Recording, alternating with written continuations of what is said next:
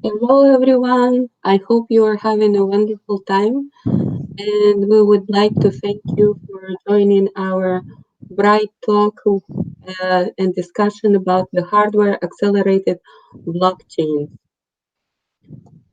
Uh, Today, presenters will be Olga and Parmesh. We are Olga is chair of the SMEA Block Technology Work Group. My experience run into the storage, lots of hardware, networks, and processor designs, whereas Parmesh is our storage expert and very passionate of the blockchain. And the group is quite new in Sneer, and we want to introduce the group to the larger audience and present today's agenda. So on the agenda today will be what we're working on with blockchain understanding, blockchain storage, SNIA blockchain storage technical work group activities, SMART-NIC use cases in the blockchain, and SCM help in blockchain features.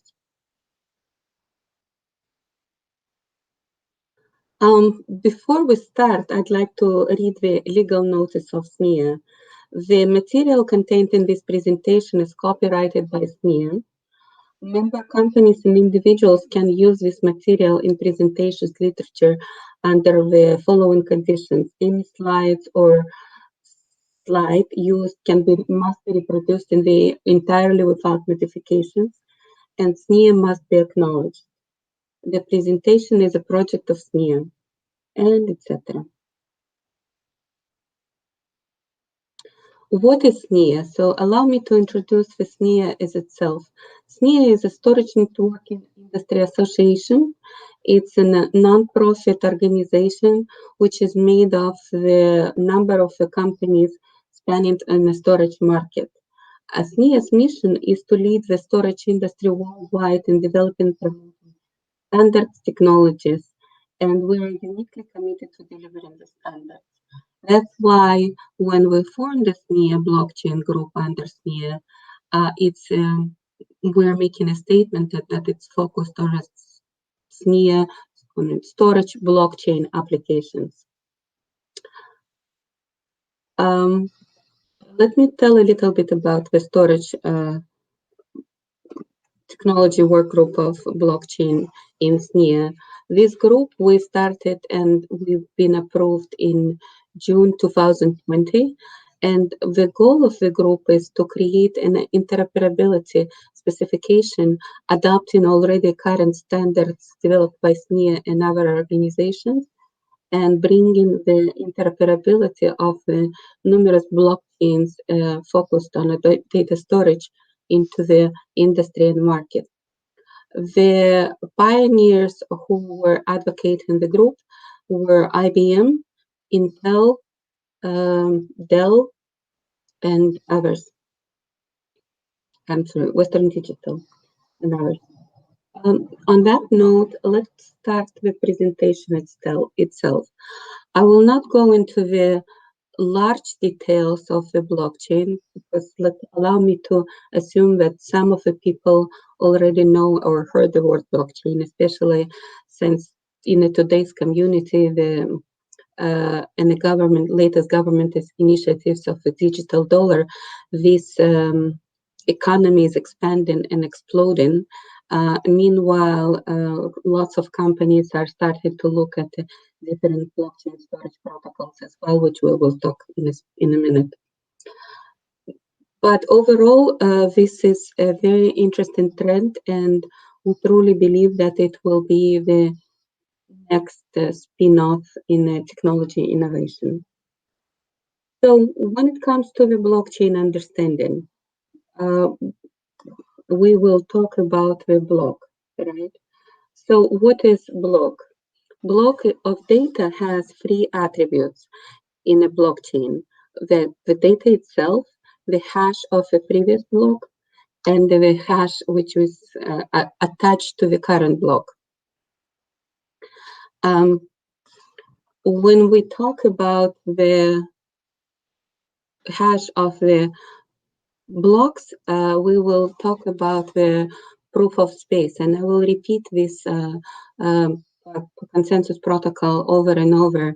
And partially proof of space was partially motivated by observations that people need to use a disk space available, and it was relatively free. And in terms of proof of work, it was more energy efficient than what we call now is a green energy.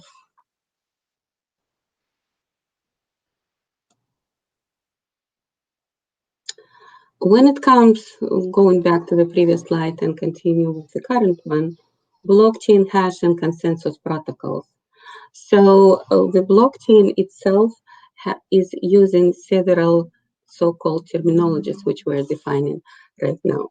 It can use the cryptographic functions, such as SHA-256. It's lately one of the most popular. Whirlpool, RipMD, Dagger Hashimoto. There is a lot of others which you came across, I'm sure of. But we'll just address a couple of them. Merkle tree is a blockchain construct which allows you to build a chain using different hashes and data block. And consensus protocols, it's a protocol for decision making. You can use a proof of work for, everyone heard about the Bitcoin, so proof of work is built for Bitcoin. Proof of space, proof of stake, and each consensus can use a distributed ledger to make a record for the block of data transfer. And they can be centralized or decentralized. When we start talking about the blockchain and storage applications, we will focus today on a proof of capacity and a proof of space. So back in 2014, there was a white paper published by the several scientists, and it was published by the Stefan Dzimbowski, Sebastian Faust, Vladimir Kolmogorov, and Krzysztof Petrak. And it defined and outlined the focus of a proof of space technology or proof of capacity. So let me talk about a couple of the highlights of that. The proof of capacity uses a SHA-256 cryptographic function. The statement today is ASIC resistant due to the I/O requirements, and it needs to do only one-time hash and plotting.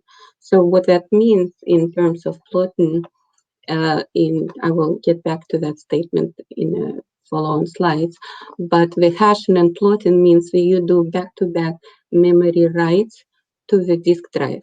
So in other ways, you format your disk drive by using a high performance memory writes and formatting the drive. And then we have a new mining process which allows you to read the blocks. So you read the block backs, and the award system will award the miners with who are having a wallet connected with a certain mining commissions. And the power requirements are greatly reduced. As you know, the hard drives do not require a lot of power to run.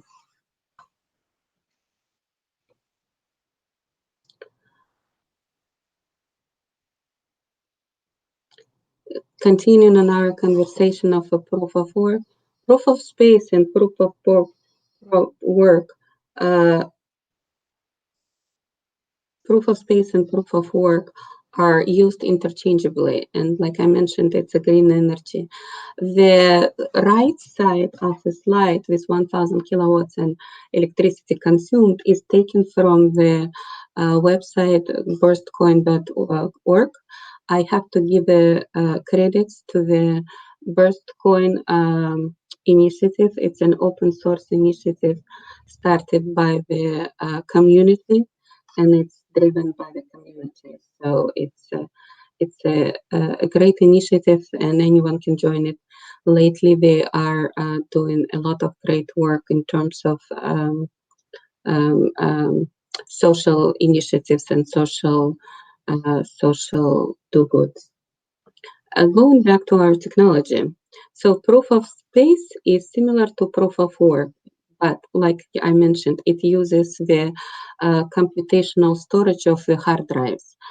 In fact, I have a miner right now, which is using the NVMe hard drives and a server, large capacity server, and I can share the numbers if anyone is interested later on. But the energy efficiency is very effective, and it doesn't spike my electric bills at all, and the hashing happens very quickly. Proofs of space is also, like I mentioned, a greener initiative as well.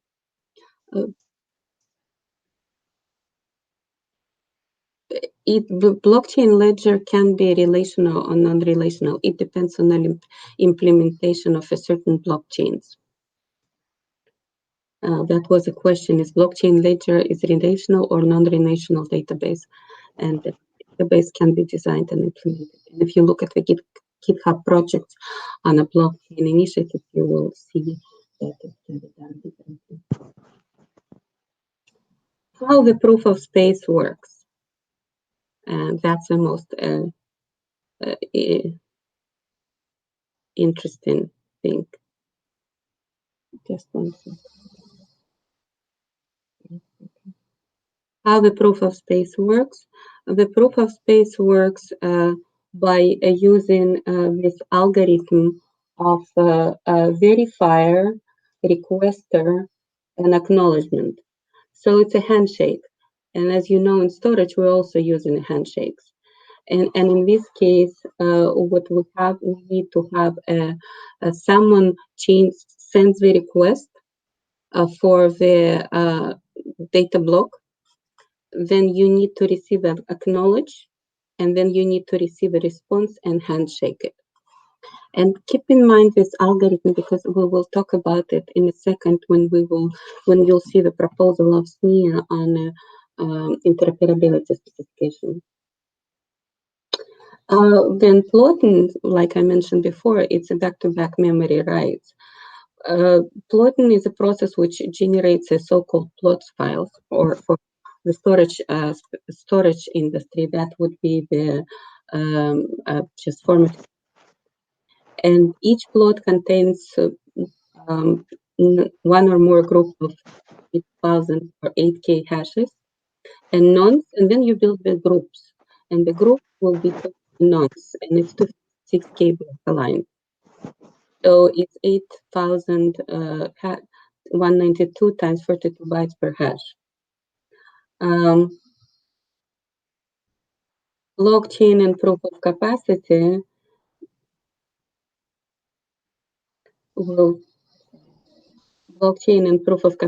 will run it on SHA-BAL 256, and then you build it to this nonce, which is a group of nonsense, and it will build the chain itself.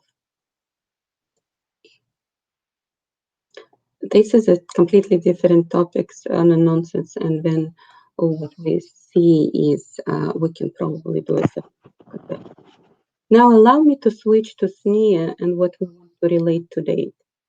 So Sneer started, as I mentioned, working on this blockchain data-centric interoperability protocol. And this is our first block diagram.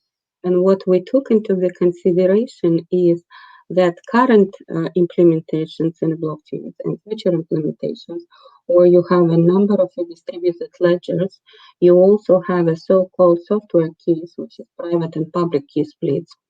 You have a smart control nodes, you have smart contracts, you have authentication, and then you have the APIs external.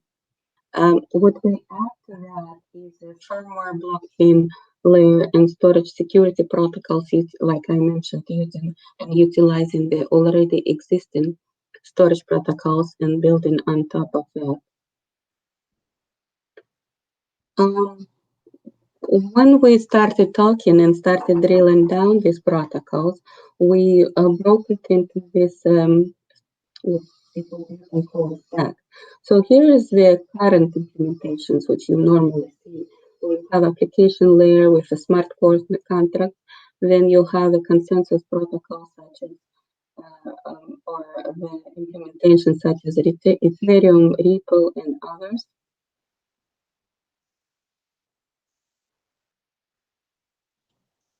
And then we have a so-called point-to-point protocol. And then we have a fabric, which is the lower levels, and the PHY. When it comes to the application layer, as you know today, there is a number of implementations existing, and such as Ethereum, such as you have to help me out here. Ethereum is one of the most popular. You have Ripple proprietary. You have now our implementations like Polkadot. You have implementations by a number of other companies, which I'd like to. And then when we talk about the Sneer, this would be our REST API protocol, communication with the upper layers. And then down below, this is where we're using our network protocol going down to the fabric and networking itself with the TCP, UDP, and others. And then the PHY would be where you have your SAS, SATA, HCI, PCI Express, and etc. This would be the example of the NVMe level, where NVM over fabrics, NVMe, and etc. When we go down to the block of storage and lower implementations, this is where we talk about storage and data and NVMe, and security will be the current security specs and the future security specs which being developed today. The best example would be the TCG Opal. When I start going into the details of the communication interface, we started talking about the blockchain specific. So that would be our SNIA IP communication, and that would be the upper layers with the API. And then I want to go down to the next slide right here. And right here we'll have an Ethereum Ripple with the REST API and Sneer protocols per se.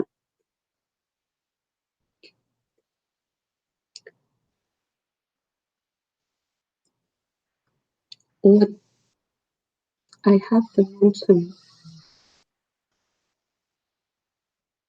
is going down and drilling down.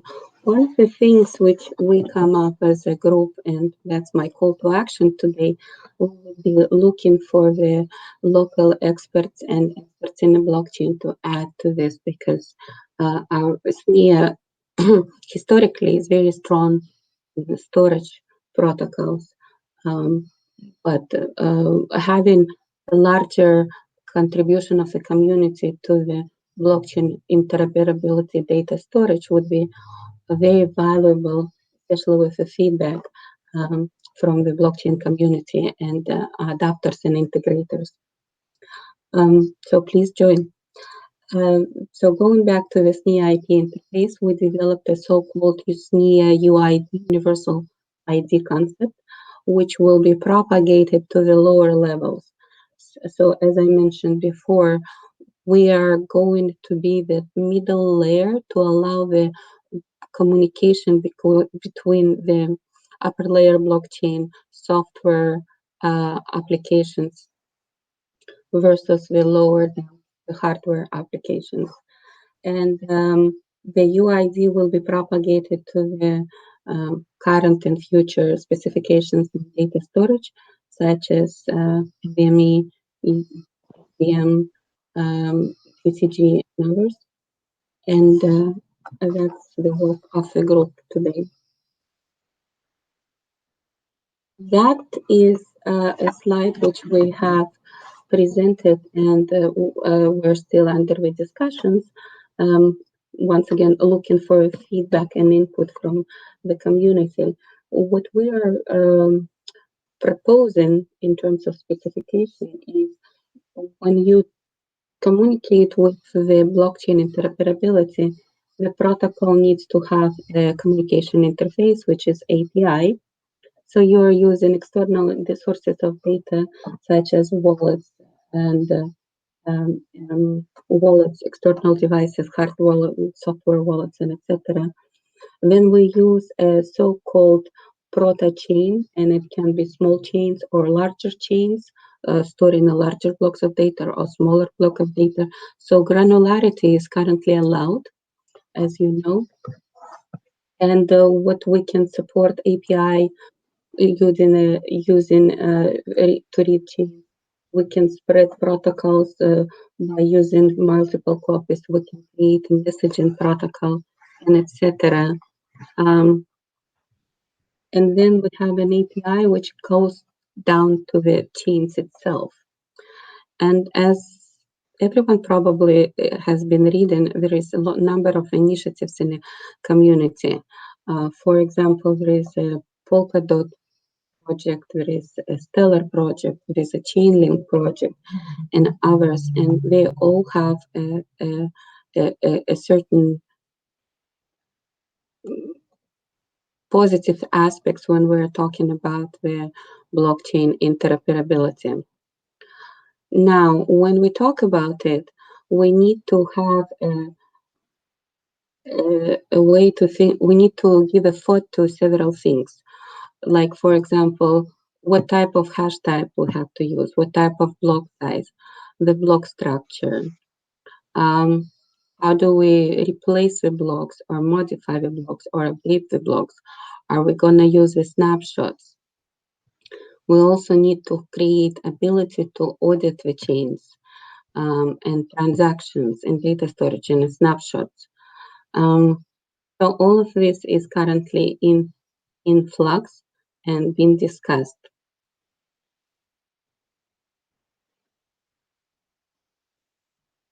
So this is the current proposal of the statement which I just made, what we're looking at in terms of addressing safety, security, and data integrity. When we talk about API, the API will be a common communication interface.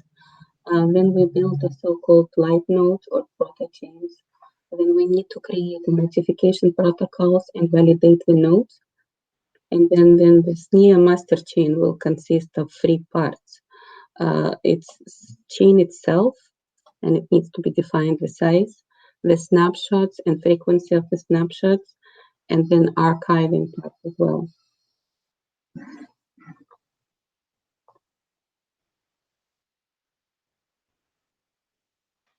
And that's my favorite slide today. So we, like I mentioned, in order to create this communication protocol in Sneer, we're currently proposing the Sneer validation node ID and Sneer snapshot ID. That Sneer snapshot ID needs to be converted to the Sneer blockchain universal ID and then addressed in different specifications such as SPDM. We need to address it in PCIe spec version 0.74 Gen 6. We need to address it into the CTP specifications and data object exchange DOE. How it will work? Going back to the previous slide where I was showing, at API level, we will get the information. That information will be converted to the SNIA master chain with the SNIA universal ID specification. That UID will be stored in a register.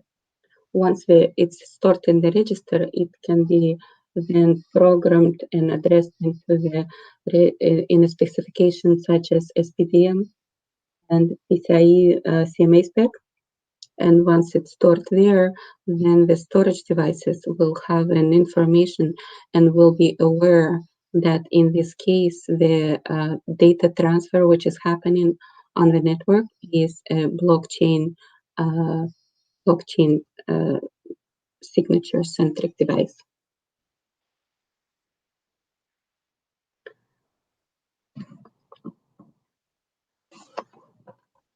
Let me now show you a couple of things on the slide.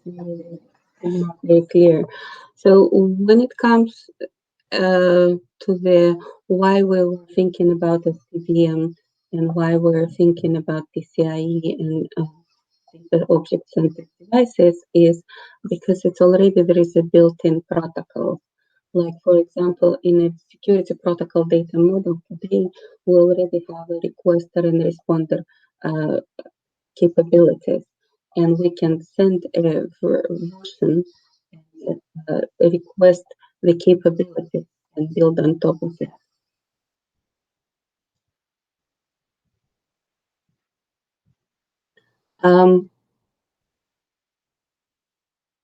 This concept is actually not new. The concept came from the NVMe specification. In the current standard of NVMe specification, as you know, we already are building on top of PCI Express. So it's just the idea came, or the proposal came in from that that aspect. When I am talking about the challenge and response, if I continue to the next slide, this is my SPDM security codes, and you will see it in the slides. But the capability flow right here is, you know, you will have when it transfers the capabilities in SPDM, you already are able to see what type of security protocol you are using and what type of encryption you are using. With the measurement and support, you will see the algorithm for the encryption. So as I mentioned before, we're building layers, and what the Sneer UID will allow us to do is integrate the already existing built-in into the hard drives and hardware specifications implementations and promote it to the blockchain. Then the hashing algorithm, when we talk about the promotion, blockchain is built on the security, right? So we have a hash as we all talk, and that's how we opened our conversation. So when it comes to hashing algorithms, we, once again, using the SPDM specification, we already have a built-in hash capabilities, and we can broadcast that between and promote and pass it through. What it does, it also gives you the certificate. So once going back to my statement on saying that we need to maintain the data integrity, data storage, audit hashes, this is all already sort of pre-built. So for us, it's a job of creating a universal upper layer to create that firmware level communication. And then authentication. So authenticity is, once again, is very critical in a blockchain where we are that's one of the main highlights and the main benefits of the blockchains, right? We can create an authentic data or authentic supply chain or authentic object. As I mentioned before, in a current implementations in hardware, such aspects of SPDM, we already have it existing. So for us, it will be reuse that and build on top of that.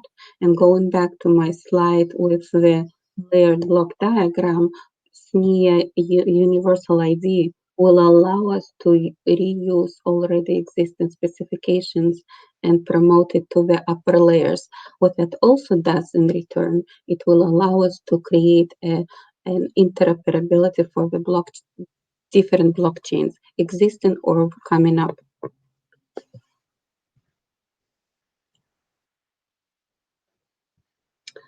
So currently we are working on a proposal for SPDM to ask for certain registers which are currently reserved to add a bits. And once this will be submitted, we'll be happy to share this information.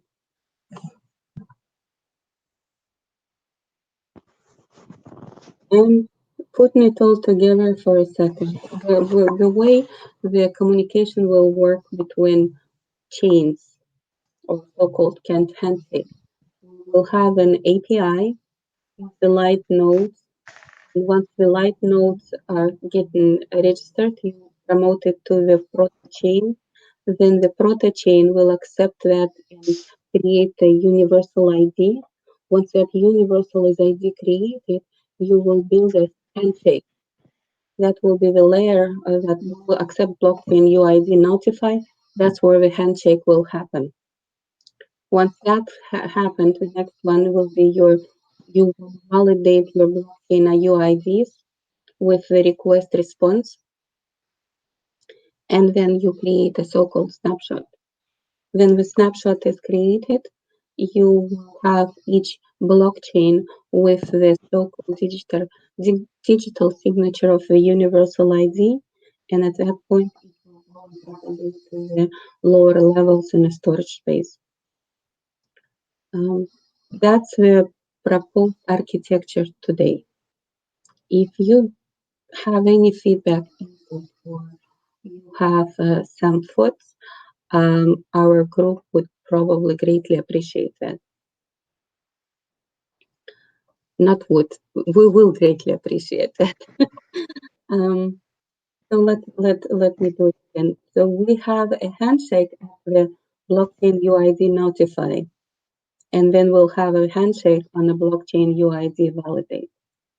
At that point, this chain will get into the snapshot, which will be stored, and then it's propagated to the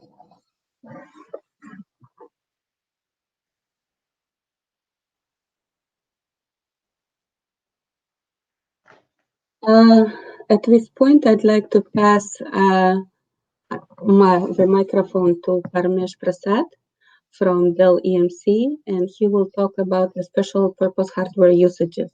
Parmesh? Thank you, Olga. So I'm Parmeshwar Prasad, the co-chair of the Sneer blockchain committee and co-presenter of today's talk. So now further, I will be talking about how the different hardwares are helping the blockchain operation. So we have the several hardware such as like the FPGA, SMART-NIC, SCM. So how we can use all these hardwares to special purpose or the special operations in the blockchains, and we can get some of the things done very easily and quickly, and probably that will solve a lot of problem. So in this diagram, if you see, we have compute engine, and to compute engine blockchain operations are coming, and we have the SMART-NIC connected. So let's understand what is the SMART-NIC and what are the different kind of the NICs we have. So we have some kind of like legacy or foundational NICs, and we have the intelligence NIC, and we have the SMART-NIC. So TCP/IP and acceleration, all those can happen on all these three kind of the NICs, and the virtualization also can happen on all these three kind of NIC, and network virtualization also can happen. So, but what is the special purpose? So, why do we need to consider the smart NIC, and what special thing it is providing so that it is helping in the blockchain? So, it has some of the feature like the encryption. It has fault tolerance domain, and it has the uh, hashing, ECC, and compression. So if you see hashing, ECC, compression, encryption, decryption, all those features are widely used in the blockchain. So that's why we need to have the smart NIC in place. And there is one more benefit what we get from the smart NIC, like when we offload any of the task from the main CPU to smart NIC, so CPU will be relaxed. It will be kind of the offloading the things, and when CPU relax, probably in that moment, CPU can do many other tasks. So that's why I'm also suggesting like we should use the SmartNIC functionality so that we can have the strong hashing, we can have the strong encryption, decryption, compression, and the keying. So all this feature we can use from the SmartNIC. And if you see how the SmartNIC has been connected to system, it is connected to the PCI, CXL, CCIX, and legacy Ethernet and TCPI. Those kind of connections are already there.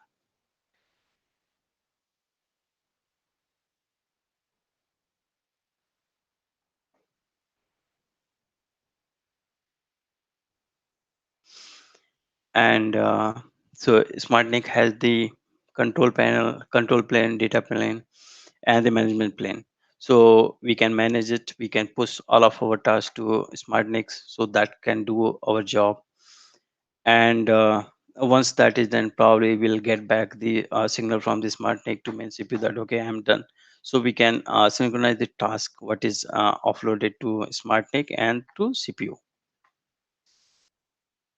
So what would not, so there is one question, what would not be an expensive hardware to start to mint Ethereum $20 per day using the Ubuntu 20 OS?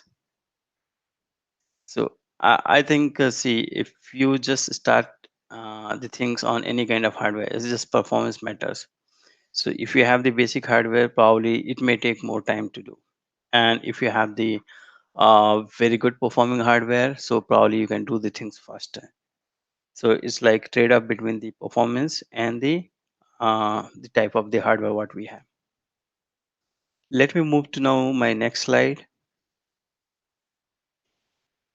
So so what I talked earlier, like we need to have the CPU, and if you put the network related operations on the CPU, so CPU will be overloaded, it will be overheated. So we need to offload it, and virtualization features also we should use from the SmartNIC so that some of the operations can have very nicely. And if we have SmartNICs in place, so our speed also goes very high, so we can achieve up to some 600 gbps of this speed. And obviously the last point what I told, like the we can reduce the power and we can reduce the cooling consumption, because the by nature the network packages, once it is running on the CPU, it consumes more power. And when we offload it, so the CPU is little relaxed. When it is relaxed, so it is going to consume the lesser cooling and power.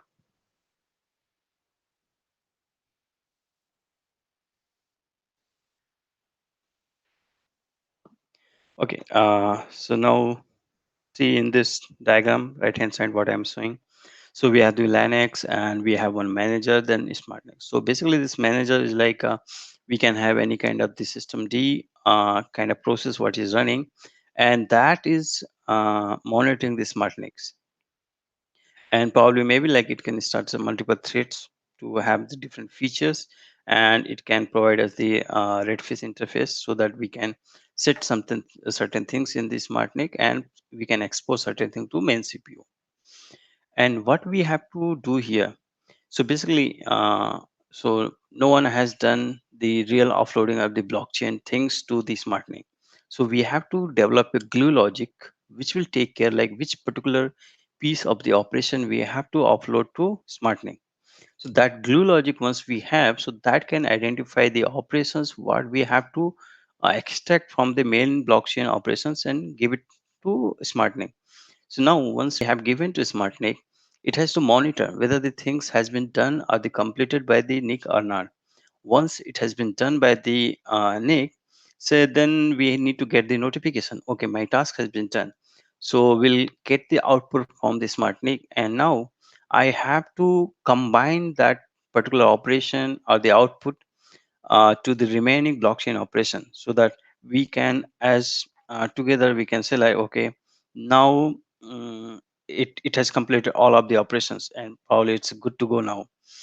And once it has been done, so now we can move to next set of the operations in the blockchain. So continuously we will be iterating it, finding out the task what we can offload. Once task is done by the SmartNIC, get back it, combine it with the rest of the operation, and move forward.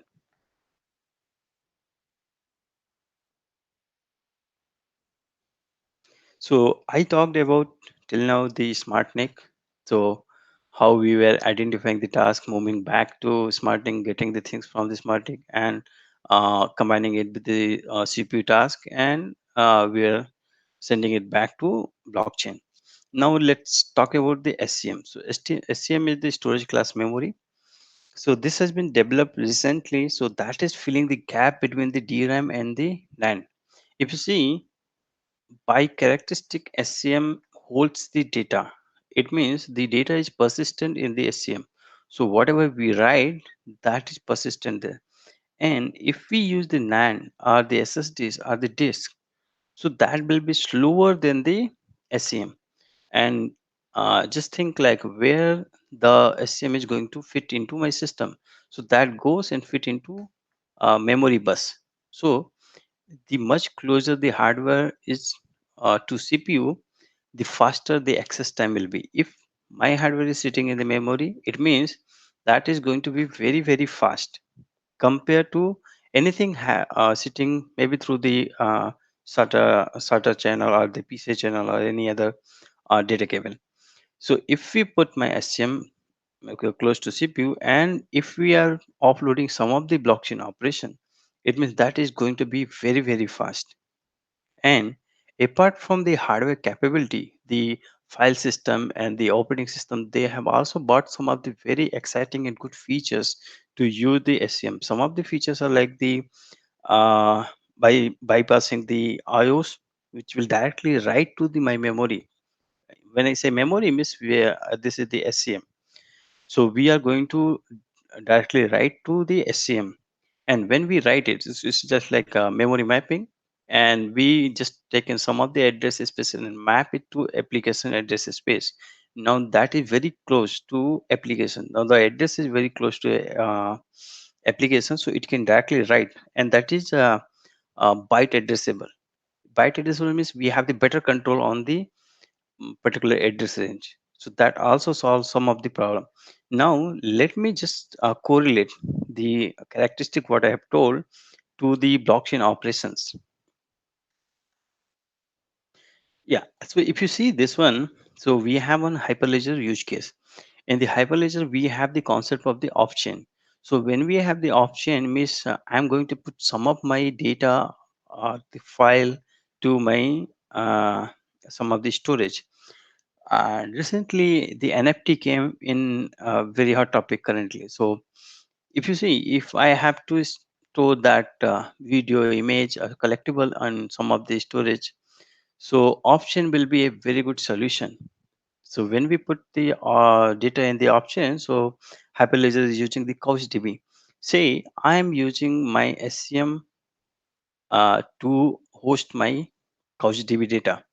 So when I put my images, videos, collectibles in that CouchDB, or maybe like any other off-chain data, what I'm just planning to put into CouchDB. So when I access it, so it is faster compared to SSD, compared to any other hard disk type, and it is very close to CPU. So now my access time is very fast. So it will solve the some of the problem of how many operations per second we are doing within the blockchain. So that is really going to solve some of the burning issues. And so when we put and when we verify and all, when a lot of access happen from the memory, so the performance of the blockchain is going to improve drastically.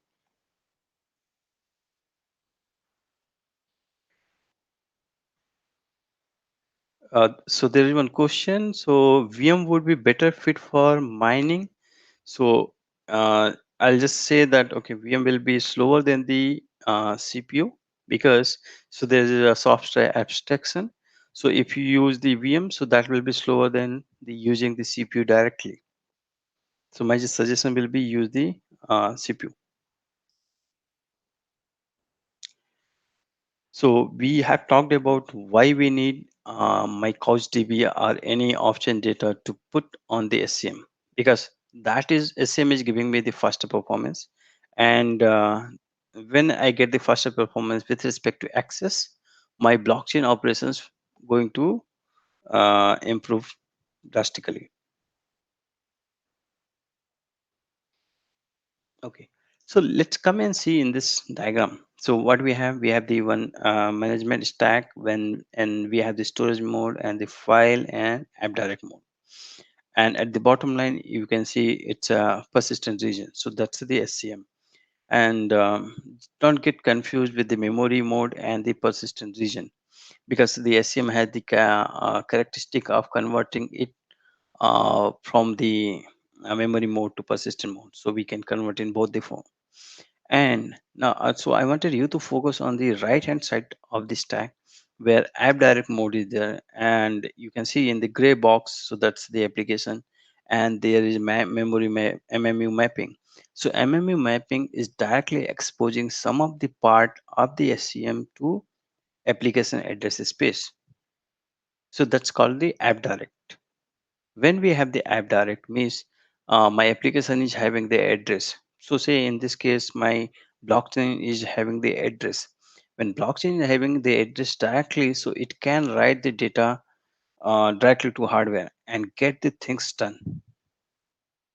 And IO access is bypassed from the file system, so it will not go through the inode and other block layer and all. So it will directly go, because MMU is mapping it to directly to application address space. So that's how it is going to solve some of the problem. And we have some storage mode also, we can use that. So so where that can be used, say some scenario like we are running some of the Docker image, and Hyperledger uses a lot of the Docker images, and sometimes making the storage persistent in the Docker images is challenging, because that's a read-only file system. So what else we can do? Probably that read-only file system of the Docker we can run on the storage mode, and if we lose the power or if we just shut down the things, still my read-only content will be available on the persistent mode. So I can resume my things from where I lost it. So storage mode can solve some of this kind of the problem.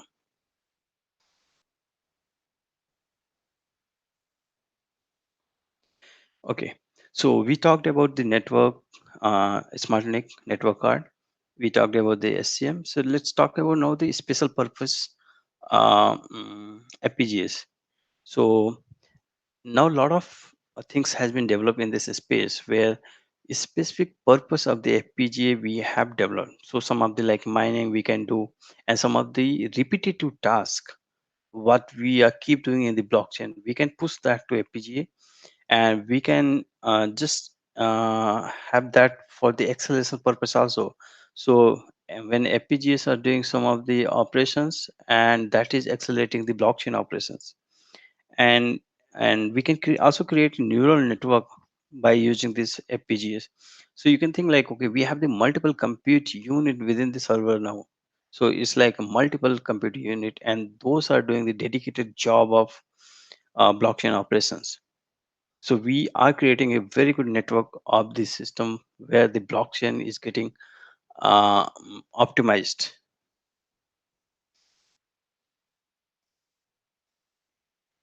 So in summary, newer technologies are helping blockchain operations.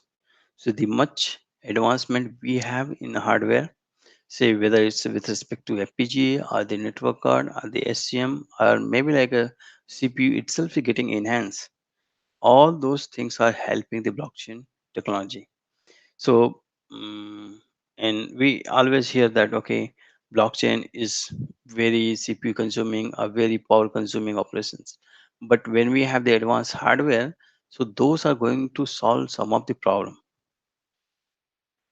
So, and you see that blockchain technology is tightly coupled with the storage. Why? Because blockchain is a database, and where we want to store that database. So obviously that will be stored in the form of storage to some media. So it's a very tightly coupled with the storage. That's why in this Sneer we are talking about the blockchain, and that's the direct relationship, because storage, database, and blockchain. So interops is going to open a lot of possibilities So we have n number of the blockchains currently, say like Polkadot, Hyperledger, Ethereum, and Bitcoin, and Wave, and so many blockchains we have. And sorry, we need to have some kind of connections from one blockchain to another blockchain, so that we can, all these blockchains can talk each other. So like some transactions happen on one blockchain, so how I can see that in another blockchain, or how I can move some of the coins from one blockchain to another blockchain. So all these problems are there with respect to blockchain, and if we solve the interrupts operation, interrupts problem, there's a lot of other possibilities will open. So we'll have the better world going forward.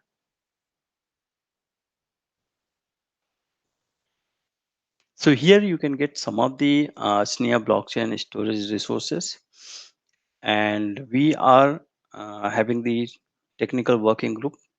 Please join if you are interested. So we are working on a lot of exciting things. Come and join us and support us. And we are creating next level of the interops protocols. So Olga has already talked in previous slides how we are proceeding. So we are moving very good. Just join our committee and see what we are doing. And some other links you can get from here. Whatever links are here, so probably you can get some materials here. And we have the YouTube channel also, so you can get from there. Some of the playlists you can get from there. So, and your feedback is important. Please give us the feedback. And any question you have, anyone, so we can take the questions now.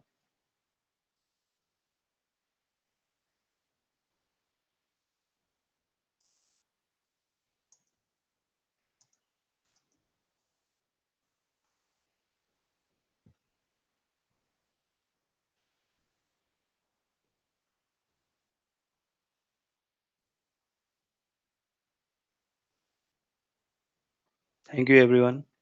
Parmesh, I think it was so. If overall, thank you very much, everyone. Please join us in our exciting SNIA interoperability blockchain initiatives. Like we mentioned, your input is very important for us, and your knowledge and expertise is also very important. If you having, we introduced today a lot of new concepts in terms of interop, and your insights, questions would be very valuable. Thank you. On that note, I believe we can go.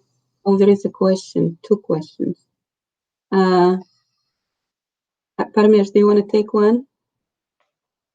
So which one? The blockchain is So VM would be a better fit for mining? Not necessarily.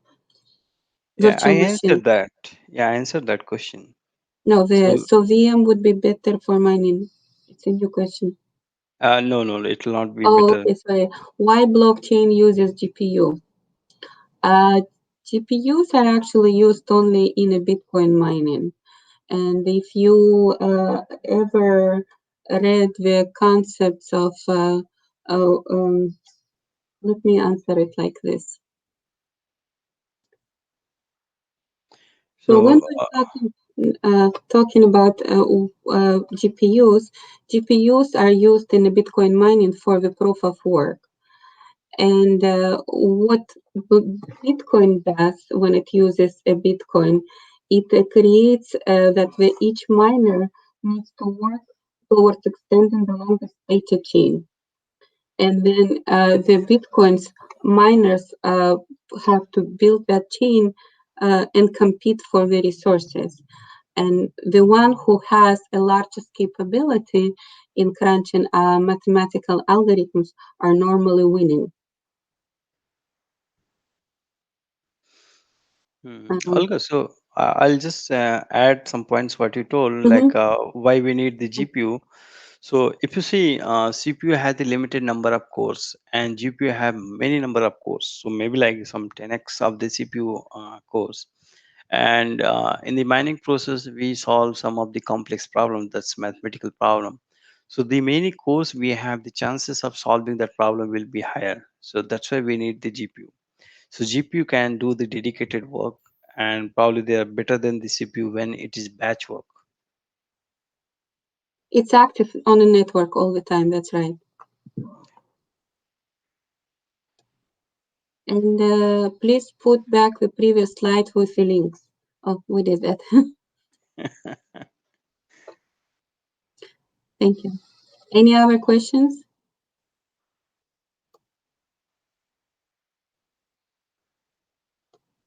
We did.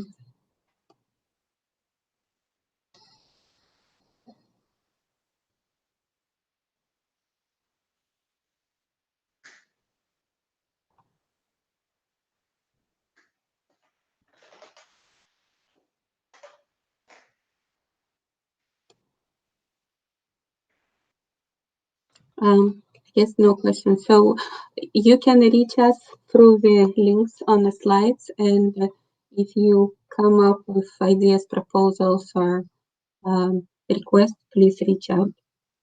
I think we are good to finish up this presentation, and would like to thank everyone for attending today's presentation. Thank you, everyone.